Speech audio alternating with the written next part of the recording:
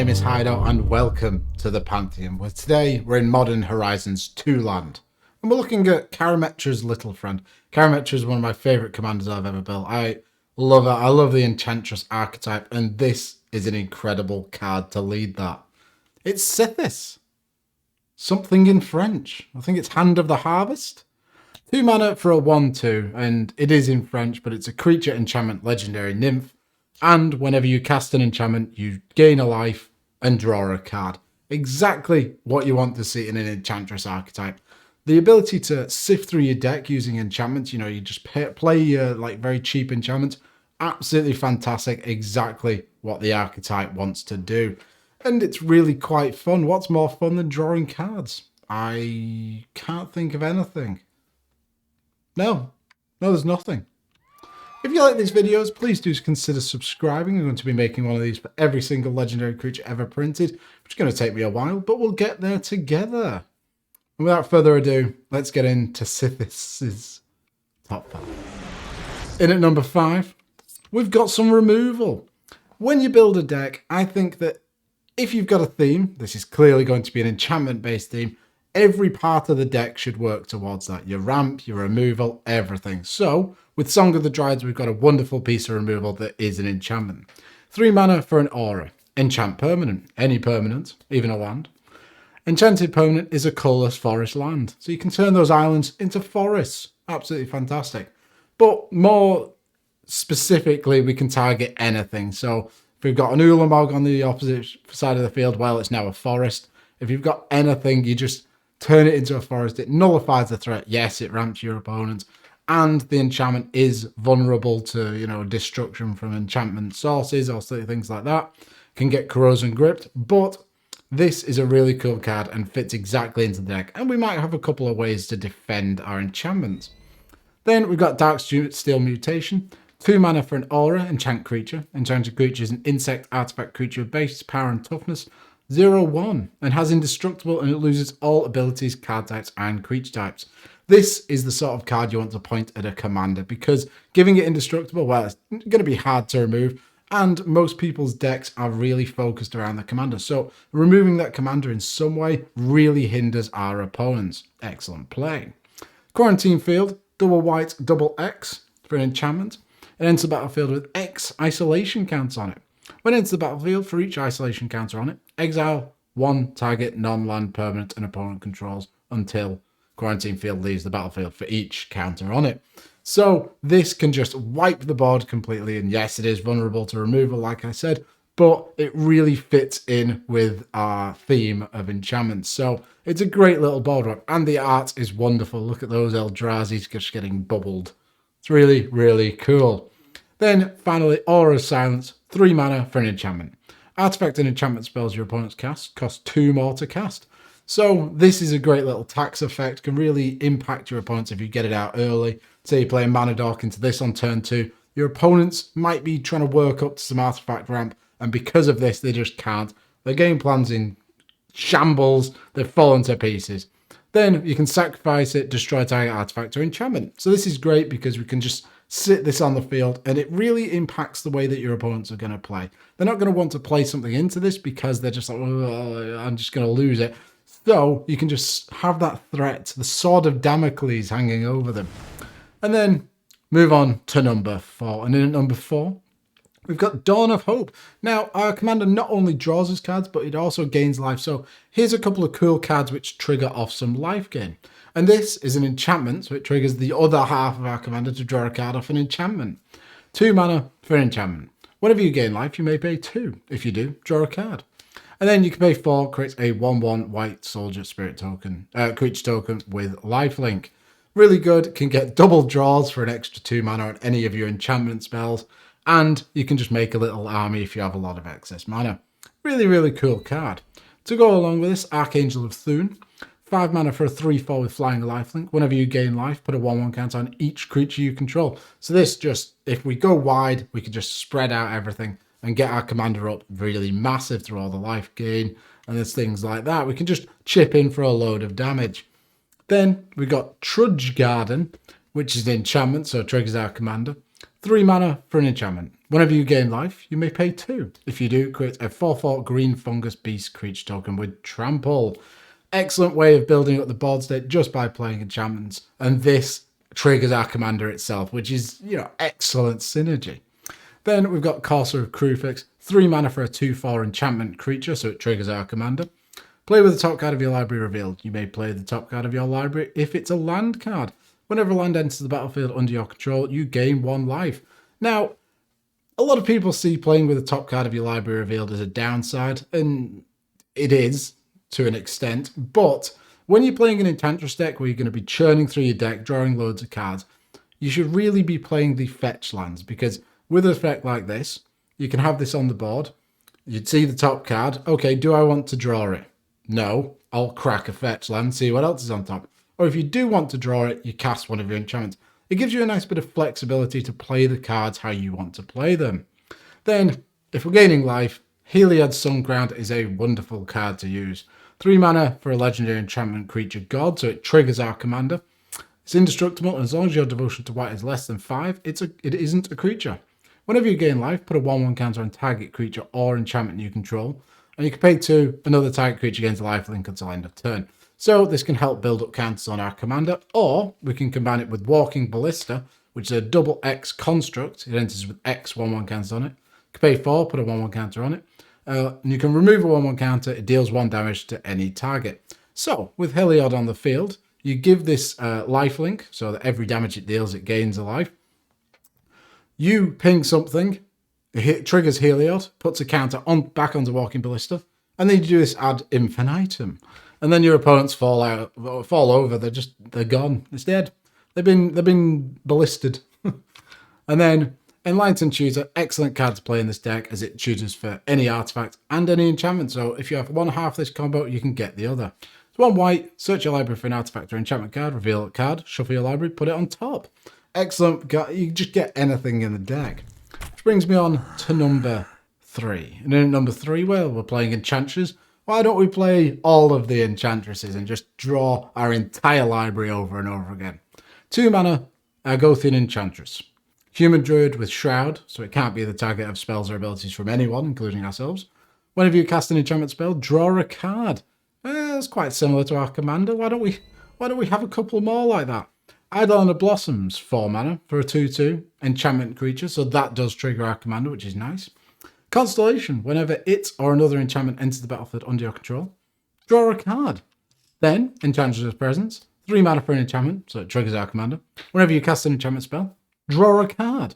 Then, Satyr Enchanter, 3 mana for a 2/2. Whenever you cast an enchantment spell, draw a card. Then, Sythis Champion, 3 mana for a 1/3 with Constellation. Whenever an enchantment enters the battlefield under control, put a 1/1 counter on Sythis Champion, draw a card. Then, we've got Verduran Enchantress, 3 mana for a 0/2. Whenever you cast an enchantment spell, draw a card. You may draw a card, so you could miss this one.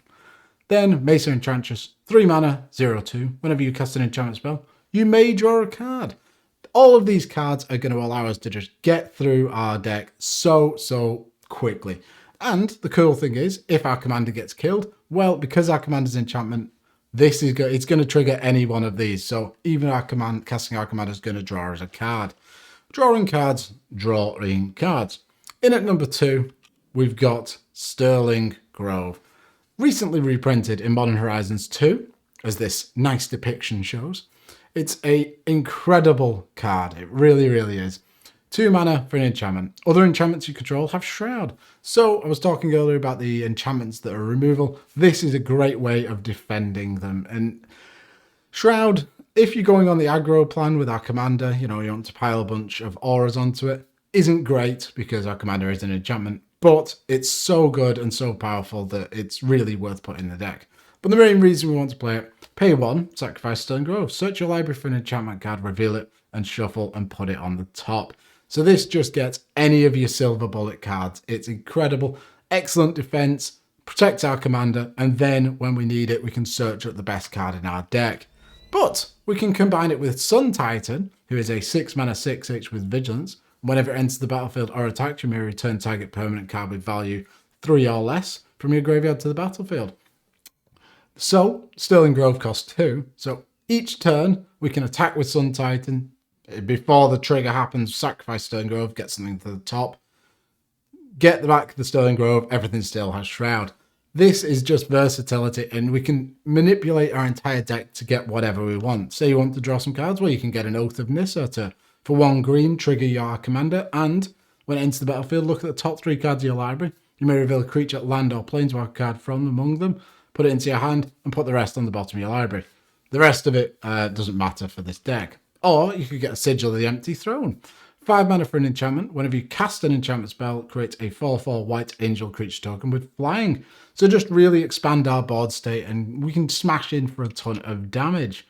Or possibly we're against a blue deck. Why don't we search up a Destiny Spinner? 2 mana for a 2/3 creature, and enchantment spells you can't control can't be countered. And it's an enchantment creature, so it's going to trigger our commander when we cast it. And then every other enchantment we play is uncounterable. And then we can play 4 target land you control becomes an XX elemental creature with trample and haste until end of turn, where X is the number of enchantments you control. So if we're going really wide with enchantments, this can even become a win condition as we just make a bunch of lands into things and smash in for loads of damage. Or if there's a couple of particular creatures you want, Defense of the Heart is the card for you. 4 mana for an enchantment. During your upkeep, if one of your opponents controls 3 or more creatures, sacrifice Defense of the Heart, search your library for up to 2 creature cards, and put those creatures into play. Shuffle your library afterwards. So this can be absolutely anything. It could be Kreatu, Behemoth, Elish Norn, whatever you want to put into play, this card does it. And it's triggering our commander because it's an enchantment, and it's just wonderful. The art's great as well. I absolutely love, I think it's Multani on there. All That Glitters is another card you search up if you're going on the aggro plan. 2 mana for an aura. Enchanted creature. Enchanted creature gets +1/+1 for each artifact and or enchantment you control. So we're going to have a lot of enchantments, and this can really pump up our commander and get her in for a ton of damage. Which brings me on to my number 1 card. And this sort of subsection of cards, is really about triggering our commander as much as possible. It's Flickering Ward. 1 mana for an enchant creature. When it comes into play, choose a colour. Enchanted creature gains protection from the chosen colour. You can pay a white to return it to its owner's hand, which means you can cast it again and trigger our commander again, then pay white to bring it back and cast it again. This can just absolutely churn you through your deck, get tons and tons of value out of it. And luckily for us, there's a lot of cards which do this. Conviction is another one. 2 mana for an aura. Enchanted creature. Enchanted creature gets +1/+3.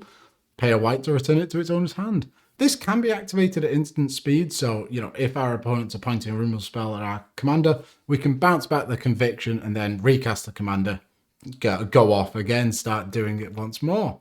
Then we've got Molting Skin, which is a really awesome image. I love that sort of ripping off the bark skin thing. It looks well good. 3 mana for an enchantment. As the activation, return it to its owner's hand, which gets around removal. If someone tries to, corrosion grip this, we can respond by... Oh, wait, no, can you? No, you can't do it on corrosion grip, but any other removal, you can just remove it out there. It's part of the cost, so they can't be responded to. Regenerate target creature. So this can even save our commander from a board wipe or a bit of removal, which is really nice, and then we can cast it again. Then another brand new card, Skyblade's Boon. 2 mana for an enchant creature aura. Enchant creature gets +1/+1 and has flying, so our commander can get in for a ton of damage. But then we can pay 3, return it to its owner's hand, activate only if it's on the battlefield or in your graveyard. So if our commander does die and this goes to the graveyard, we can always buy it back and start reusing it again. And we can return it from the battlefield for a bit of value. Then another interesting one here, Mana Bloom, is a green and X. It enters the battlefield with X charge counts on it. We can remove a charge counter for a Mana Bloom, add 1 mana of any colour to your mana pool. Activate this ability only once each turn. At the beginning of your upkeep, if Mana Bloom has no charge counts on it, return it to its owner's hand. So this isn't quite as flexible. We can't repeatedly cast this over and over again and bounce it. But it's like a mana battery. You put a bunch into X, and then each turn you can get a bit back.